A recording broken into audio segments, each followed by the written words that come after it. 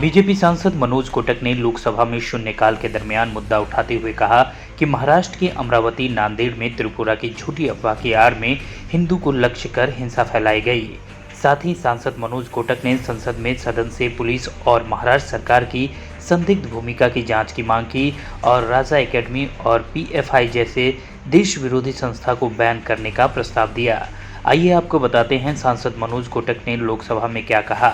पिछले कुछ दिनों से महाराष्ट्र में सामाजिक सौहार्द खराब करने वाली घटना हुई है।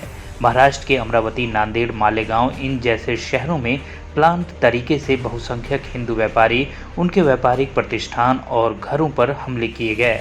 त्रिपुरा में जो घटना नहीं हुई थी उसको सोशल मीडिया में फैलाकर लघुमतियों को रोड पर लाया गया।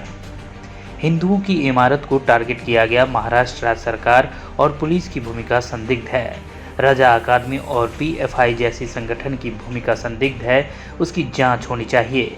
राजा अकादमी और पीएफआई जैसे संस्था बैन होने चाहिए। बहुसंख्यक हिंदुओं को टारगेट किया गया। पुलिस ने दूसरे दिन कार्रवाई सिर्फ हिंदुओं पर की। महाराष्ट्र की सरकार इस तरह से टारगेट करने का काम कर रही है। श्री मनोज कोटक जी प्लीज।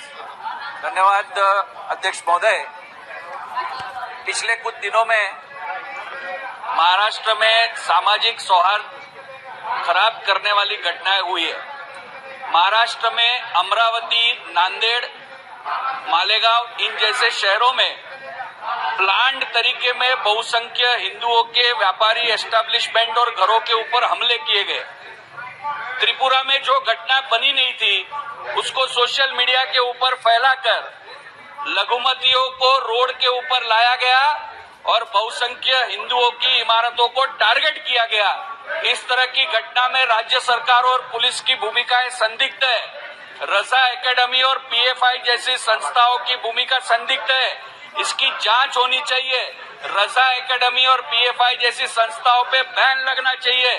और जिस तरह से बहुसंख्य हिंदुओं को टारगेट किया गया, पुलिस ने भी दूसरे दिन कार्रवाई में केवल और केवल हिंदुओं के ऊपर कार्रवाई की है। महाराष्ट्र की सरकार इस तरह से टारगेट करने का काम कर रही है। मेरी आपके माध्यम से सरकार से मांग है कि इस तरह की घटना की धन्यवाद माननीय सभापति।